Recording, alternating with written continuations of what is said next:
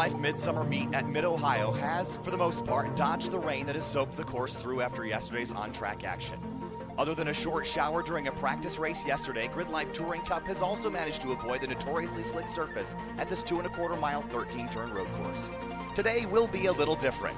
We're going racing in the rain, and that means changing slick tires to rain tires, turning on those headlights, and gripping the wheel. Because a wet racetrack here means grip is at a premium, forcing drivers to switch their mindset from racing their competitors to racing the track. The opponent is no longer Eric Cattell or Aaron Lichty, DJ Alessandrini or Woody Hyman. The opponent is Mid-Ohio Sports Car Course. Welcome to GRIDLIFE Live. My name's Kyle Heyer, joined by Nick Sarter for GLTC race number 3 from GRIDLIFE Midsummer Meet at Mid-Ohio Sports Car Course in Lexington, Ohio. Nick, welcome back for a rainy morning here, and we've dodged it almost all weekend, just a couple showers here and there. Today it is wet, standing water, rain, puddles, everything that's going to make this a challenging morning. Yeah, we're going to have a lot of puddle avoidance, I think, going out there today, especially in the back section. That second sector with all those S's, there like to be some puddles that form in between the curbing. Yeah, yesterday I got the chance to take a run out there on the racetrack. Went over to turn 4, 5, and 6. There's about a 7-foot wide puddle at the exit of turn 6. So when we talk about preparation for these events, Nick, some of these drivers have rain tires. Some of them do not. I know for a fact that DJ Alessandrini is on street tires. In standing water that's maybe a foot deep at its worst point, this is going to be a massive challenge for a Race 1 winner. Yeah, I think it's going to be tough for DJ to be able to keep the lead pack if he's on street tires versus some of the other guys that have Hoosier wet tires on their cars. That's going to be a massive, massive advantage. So again, we're in Lexington, Ohio at the Mid-Ohio Sports Car Course, a 2.26-mile track that opened in 1962. Couple corners around this track you're going to be paying attention to. The kink, that's turn number 3. The keyhole, turn number 2. That's the first heavy braking zone once you start the lap. But we're going to be starting at the kink. That's where our green flag's going to drop, Nick. We're going to head down into turn 4. That's where China Beach is, and you're going to hope that you don't visit that beach today. You visit the beach on a sunny day, but I don't think you want to go to China Beach on any day, especially not today. No, not today, and it's going to be tough. If somebody ends up down there, it's going to be really, really hard to be able to keep their momentum, to be able to get themselves out and not require a full course yellow and a flat toe. Then we're going to head into turn 6, 7, and 8. That's called the S's, through turn 9 and into Thunder Valley, a downhill section that comes over a crest. All the grip is going to fall away on those tires as we come through Thunder Valley. Then into the carousel, turn number 12, a very challenging bumpy section where we saw some cars loop it the other day. Absolutely, I can see several streams just running across the track, coming in the middle of the carousel and exit of the carousel, coming onto the front straight. So it's going to be really, really tricky today. Absolutely. So in just a moment, let's roll through our starting lineup for this race. Let's talk about the weather here a little bit. We already mentioned that it's raining here. It's not probably going to actually be raining when they're racing. However, the standing water is still going to be there, and it's not going to dry out. The temperature is going to be low 70s today, so it's going to be at the very best condition, even for race 4 at 11:30 today. It's still going to be very, very wet, even if it's not fully raining. Yes, absolutely will. Yeah, it'll take a long, long time for this track to dry out, and I don't expect it to at all today. Some storylines going into this race as the field rolls out onto the pit lane. Jake Jorenstad's car yesterday, it expired at the end of race number 2. We thought it was a motor. It actually happened to be a diff, so that car should be back out there awesome. This afternoon. And then also Woody Hyman, we mentioned how well he ran in the mixed conditions yesterday in the practice race. He ended up winning that practice race. Well, it's his home track. He's got a lot of experience here. I'd expect him to be good. Tom O'Gorman also has professional racing experience. He's raced in the rain. He's won in the rain, so he's going to be good here today as well. Aaron Lichty hasn't won a race yet this weekend, considering he's the winningest driver in GLTC history. This is a pretty wild weekend for him. He didn't even start on the front row yesterday. He has never started off of the front row in the 30 starts that he's had in GRIDLIFE Touring Cup action. So the first time he'd never started up front, and he's going to be rolling off in second today, so he'll be right up at the front of the field. Myriad Motorsports, we talked about them, Tiffany Kelly, Justin Kelly, and Jake Jorenstad. They've got a series on YouTube done by the guys by Daily Racer. Their Instagram is @DailyRacerMedia. If you want to watch kind of their builds and their process during the race weekend, you can visit the Daily Racer YouTube channel and follow along with GRIDLIFE Touring Cup beyond just the racetrack and back home in the Myriad Motorsports camp where they build those cars. And they've had a pretty good weekend so far. Justin Kelly will be rolling off in 7th place tonight. So let's roll through the starting grid. On the front row this morning, Eric Cattell in the number 82. He won his 9th win of his GLTC career yesterday in race 2. Aaron Lichty will start in 2nd. Row number 2, we have DJ Alessandrini starting right behind Eric, then Pervez Rendelia in that 4th spot. In row number 3, it's going to be Emil Tab in the number 14, alongside his teammate Rob Manicherry in the 325. Row number 4, Justin Kelly starting alongside Woody Hyman. Row number 5, Eric Meadows in the number 0, and Ryan Kristoff in the 46 will start in 10th. And Tom O'Gorman starting behind Eric Meadows, that professional IMSA driver there, and then Jeremy Boyson starting right next to Tomo. Sally McNulty's had a great weekend. She rolls off 13th in her number 780. Benjamin Dozman starts 14th on the outside of row 7. Bill Griffin, row 8, bringing up 15th. Tiffany Kelly starting alongside him. And row number 9, Brad Adams in the 21, making his first GLTC start of the year. Scott Robertson starts 18th in the 213 car. Andy Work following up behind Brad Adams. Good buddies there. They're going to have fun into turn 4. Starting alongside James Berlin in 20th. Brad Kosaiba starts in 21st in the 261, right alongside Justin Lee in the 2.5 Ford Fusion swapped MX-5. Robert McDaniels starting in 23rd position. Nick Sherrill alongside him. Justin Deffenbaugh rolls off 25th in the 186, right alongside Jake Jorenstad in the 23 car. He might have to drop to the tail after making that adjustment to the diff. And we'll let the rest of the field come on down. Here we got Paul Spencer, Jorge Ortiz, Peter Zhang, William Leahy, Adam Jabay. I'm not sure if he's out there. He probably didn't want to race in the rain. But Scott Bowling should be out there, so will Wes Penn and Clayton Fitzpatrick. So 33, 34 cars. It is a big grid. And there's a lot of cars out there. If you're starting mid-pack, be really careful heading down into turn 4. And as we've been announcing the starting order, we've actually already had some slides out on track. So slow speeds, these guys are already in treacherous conditions. Well, you're going to try to figure out what grip level you have on the pace lap, because the first corner, we might not see drivers go a whole lot faster than the pace lap. You want to be very careful, because if you go off course, Nick, it's game over. It is game over. I think there's a lot of mud puddles, and if you end up in the gravel, forget about it. You're not going anywhere. A couple sessions yesterday were abbreviated due to some gravel trap pickups we had to do. The GLTC so far has been pretty clean. We've had a couple contacts here and there. The only big issues were in the practice race down at the Keyhole, turn number 2, when it got a little bit wet. Also, remember that this racetrack is 2.26 miles. It can rain on one side of the track and not rain on the other. So even if it starts to get dry in one place, that doesn't mean when you get to the other end of the track, it's going to be doing the same thing. Yeah, I think we're going to see wet, wet, wet all day today. So slides coming out of the carousel already, even on their pace lap still. Yeah, and again, still trying to get some heat in those wet tires. Again, Alessandrini is on streets. There's a whole lot of drivers that are prepared for the wet weather conditions. You better pray that you've got a windshield wiper on that car as well, because I know not everybody does. There's Tiffany Kelly rolling up in her S2000. I don't think she has a windshield wiper on that car, so she might get a little bit busy looking out the windshield as the field rolls by the front straightaway into turn number 1. Remember, we will double file and go racing on the kink into turn 4 at Mid-Ohio to get everybody a chance to line up in a straight line. But it'll be about a 15-minute race at Mid-Ohio Sports Car Course for GRIDLIFE Touring Cup race number 3 of the weekend, thanks to our partners with Falken, FCP Euro, SC Suspensions, and 104 Performance. This is about to be a really entertaining race. Everybody loves racing in the rain, at least when you're sitting in a nice, comfy, air-conditioned booth above the racetrack. Rolling through the Keyhole now on the front row again, Eric Cattell, his 9th win of the season yesterday afternoon. Aaron Lichty, winningest driver in GLTC, has not yet won a race this weekend, and we know how bad he wants it. He's had that car for about 15 years. I was talking to him last night about it. He's had it for 15 years. He's gone through a bunch of variations, but he's ready to go racing and make it a winner again at Mid-Ohio Sports Car Course. GRIDLIFE Touring Cup Racing in the rain, race number 3 from Mid-Ohio. Green flag flies, and we're racing at Mid-Ohio Sports Car Course for race 3 of GLTC. Everybody with the rooster tails flying down into turn number 4. Watch those brakes. It's going to get wild. Lichty already making a huge gap into China Beach already. Cattell. Oh, he's off. Aaron Lichty is off in the gravel trap at China Beach. And the winningest driver, GLTC's off in the first corner. Cattell makes it through. Manicherry's going to loop it. Woody Hyman slipping and sliding everywhere. Manicherry off to driver's right. Everyone else going to sneak on through, but 2 of the winning Formula cars find themselves parked in the first corner. Yeah, what a tough break for those guys.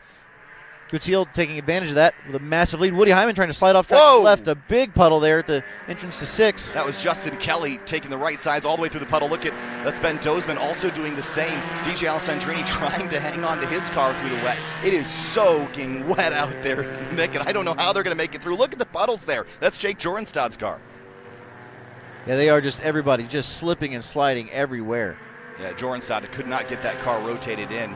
As we head into Thunder Valley now, the race leader is going to be fighting for grip. I'm more concerned about the exit of the carousel and turn 13 here, Nick, because the track falls away from you here. This is where it's going to get really hard. Alessandrini offline. Here comes Christoph up the inside, and here comes Tiffany Kelly and Justin. The Myriad Motorsports cars coming through. Looks like Hyman's caught well up to Eric Teal, taking an outside line, trying to avoid those streams going across the track there. Out of turn 13, Catil will come across the start-finish line. Woody Hyman closing in, a home track driver. He has experience in the rain. Brad Adams and Tom O'Gorman fighting behind them. That is going to be about for a 10th spot as they come across the start-finish line. Tomo slow as Lichty drives on by. Lichty went through the gravel trap and ended up coming out in 9th place, so he's actually managed to hang on to that car and keep it inside the top 10 for now. Rob Manicherry also working his way back through the field, but as Eric Catil works his way towards the keyhole, Woody Hyman is the one that I'm watching that could run that 82 car down. All the way around, rim shot around side the keyhole there. Just trying to avoid those slick spots in the middle of the track. Well, you want to do everything but run the racing line. You spend all your time learning how to run these racetracks and perfect your line down to the inch, and now you can't use any of it. You're going to just go all the way to the edge of the racetrack where all the oil and rubber is not, and that's where you're going to find grip around here. Brad Adams trying to make a move up the inside, going down the back straight. Looks like he's going to be able to make it stick. That was 3 wide. Is that Aaron Lichty in the middle of that? They split him 3 wide on the back straightaway. And we got a black flag out, and it looks like we're going to have to pull the cars in here, guys. Unfortunately, I think the conditions are just a little bit too treacherous. So I think they've decided to prevent damage to race cars. Yeah. And you know what? I'm okay with this decision. Right? Yeah, it's unfortunate, but yeah, I'm okay with it. I think it's for safety reasons. As many puddles as you see them coming across. There's one forming in China Beach. There's one inside 6, as we've seen. I think it's really the right call for everybody's safety. Right, so again, black flag is out. What that means is that every car in the field will have to return to pit lane, and I'm not sure yet if we're going to wait this out, if we're going to do this again later today, or if this race will just end as is. Not sure what the plan's going to be. I would guess that they're going to try it again. We're only really got a lap in, so we're going to see what the plan is later this afternoon. You see the puddles around here. Just too much danger. I think it's just too far gone. I think it is too. But obviously the start of the race, Woody Hyman, he started in 8th spot, made up 6 spots in the opening lap. So obviously he had it figured out. There's Jake Jorenstad. That looks to be on the inside of the chicane heading down to the keyhole. Yeah, it does. I'm not sure what's going on there, but I'm hoping that we'll get that car moving. If nothing else, they will. Well, we've gone from black flags to we now have a yellow flag displayed from the start-finish stand here, and the pace car is out. So instead of black, I think we've transitioned to a yellow period, and that means that we would just get Jake Jorenstad off the racetrack. We might be able to continue this race. So we're going to stay put here and wait to see what happens as we come across start-finish line under full course yellow. Tom O'Gorman slipping and sliding out of turn 12 and 13. Whoa, he's big slide for Tomo. He's going to hang that car out and drift it down the front straightaway. That is car control if I've ever seen it. That was a nice save by Tomo there. Yeah. And Jeremy Boysen going to hit pit lane in the 99. Yeah. Looks to be yellow flag, so full course yellow. And actually, this is the first time that I've gotten to witness a full course yellow in GLTC. So the procedures here are we're going to run full course yellow until whatever hazard is here is cleaned up. Then we'll turn them loose if we've got time remaining in the race. And it'll be single file restart, obviously. But Woody Hyman had a couple tenths of a second to make up to Catil, but now he'll get to restart right behind him. And looking down, Emil Tab is listed in 3rd, Ryan Christoph in 4th, Brad Adams in 5th, Aaron Lichty back up to 6th. And considering Lichty was tire deep in the gravel in turn 1. He was way out there. Beached, if you will. I'm really impressed with his performance driving back through that. Justin and Tiffany Kelly, the Myriad Motorsports cars 7th and 8th as it stands, with DJ Alessandrini dropping down to 9th place. Again, he's on street tires. It's probably not a whole lot of fun. Rob Manicherry sits in 10th, Tom O'Gorman 11th, Ben Dozman in 12th, Scott Bowling, James Berlin, Nick Sherrill, your top 15. Let's talk about Manicherry. He spun exiting China Beach and still has made his way all the way back up to 10th. I'm just shocked at how well those guys recovered. Absolutely. I thought if you were going to go off in China Beach, you're going to be done. What might have happened is that the gravel might have been so soaked down that it was probably just a hard surface. You could keep enough momentum rolling to go right over it. Either that, or when he went off camera, he found his way around the outside of the gravel trap. Lots of these guys gathering back up under these full course yellow conditions. Again, rain racing is fun to watch. Look at Tom still sliding around in that. Everywhere. I'm wondering if he's on his wets. He's got to be on his wets. He's got to be. But it doesn't look like he's on slicks out there. Right? He's making a show for sure. And again, Tom, we've mentioned this a couple times this weekend, and he probably doesn't like me mentioning this, but he's a professional that has professional experience, won 4 races in IMSA Michelin Pilot Challenge, won TCA and TCB championships in TC World Challenge America. He's driven everything under the sun. And he's really fast, and he's a really good driver. And he sits here in his own race car for the first time in GLTC. And I think he feels comfortable in his own skin in this car. In the past, he has run GLTC races. And at Road America last year, he ended up finishing second before getting DQ'd because the car was underweight. Yep. He was in Chris Tuttle's Corvette. So he's capable of winning. And it's just going to take this car a little bit more prep and a little bit more time. And that 94 car will find itself to victory lane at some point. It's definitely not driver. It's definitely not the driver problem. No, it is not. And also DJ, I think he's all about racing in the rain. I think he probably feels a little bit outclassed with everyone else on wets. But, I mean, this is the diversity you get is your car might be better off on a different tire than somebody else. And obviously these conditions you want to be on the wets. But if it's, a middle, kind of a middle ground, maybe a slick would be better. Not now. Right. But maybe later in the day if it dries out, we could see that. Yeah, once there's a dry line starting to form, you will see drivers start to think about, with a big slide by Tomo down the front straight. Yeah, he's still having a blast out there under yellow flag. But again, still double yellows displayed at the start finish. And as soon as the lights shut off on the pace car, we'll be set for a restart. And I think we're probably just waiting out here to see what the situation's going to be. So talking about our next race this afternoon at 11:30. Again, I'm not sure how things are going to look. And we'll have to kind of check back in and see where the finishing order is. But we're going to do a little bit of a field invert as well. So race 4 will probably be the crazier race, although this one has already proved to be so wild that we can't do it so far. Yeah, the inverted field for the top 10, I believe they normally do, should make things very, very interesting as you have the fast guys really trying to make their way through the field. So Woody Hyman, we talked about him a little bit this weekend, won the practice race in the mixed conditions. Finished top 10 in every GLTC start, but he has not yet won a race. He sits right behind Eric Catil in the perfect position to grab his first GLTC win at his home track. And everybody knows you win at your home track, there's something special about that. Yeah, I think Woody's just itching to have this race go back green because I think he's going to be the one that's going to have the advantage over Eric. I think so too, and Eric is obviously very experienced and he's very in tune with this car, but I think Woody Hyman, there was a discussion last night in the winning formula camp about whether or not that car was making all the power it should be making, and they believe that it is not.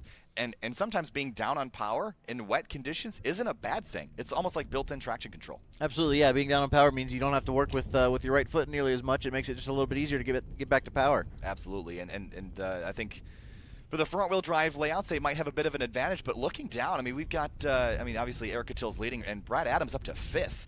So for a couple front-wheel drive Civics there, but the rest of the top 10 is almost all rear-wheel drive layout. So that's a little bit strange to me. Yeah, I like to see Brad Adams up there running up front. That's a fantastic drive for him through the rain. The Bratmobile. Absolutely. D5 right now, and he's jumped up a couple spots. He started the race officially in 17th, so to be up in 5th is a pretty good accomplishment so far. And Brad's a great character, and running a very similar looking Civic to Eric Catil's. But looks like the yellow flags have gone away at the start-finish stand, and as we track up through Thunder Valley, I think we're just about ready to go back racing here with about 5 minutes left. Just glad we're going to be able to get back to green and get some more racing done. I was really concerned that we'd have to cancel this race because of the conditions, but the yellow ended up being for Joran Stad's car that was disabled in the chicane heading up to the keyhole. So we're going to get to do this again. And it looks like Joran Stad's actually under his own power now. He's rolling through your camera view right now. And it was a diff problem yesterday that sidelined that car, and maybe that isn't completely sorted out yet.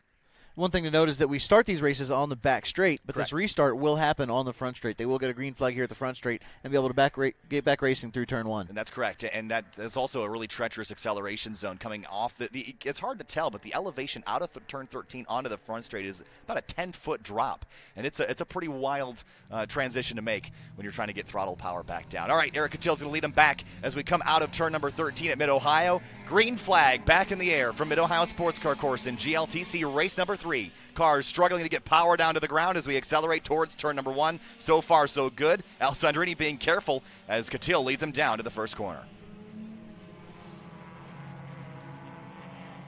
Woody Hyman following Catil in his tire tracks right now, finding a way off the racing line. Big slide by Ryan Christoph on corner exit. He's making an advance on the outside of Emil Tab into turn number 2, the keyhole.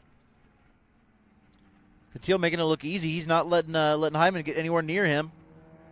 And rim riding again, as you called it earlier, the rim shot around the exit of the keyhole here. And Christoph again up to third place. A good drive for him and his beautifully prepared Honda CRX. Now the run down the back straight. This is where Emil Tab's car will get to stretch it out. But Eric Catil putting a gap on Hyman down the backstretch. Yeah, he's not. I expected to see Hyman really swallow up Catil coming onto that restart, but Catil has really surprised me.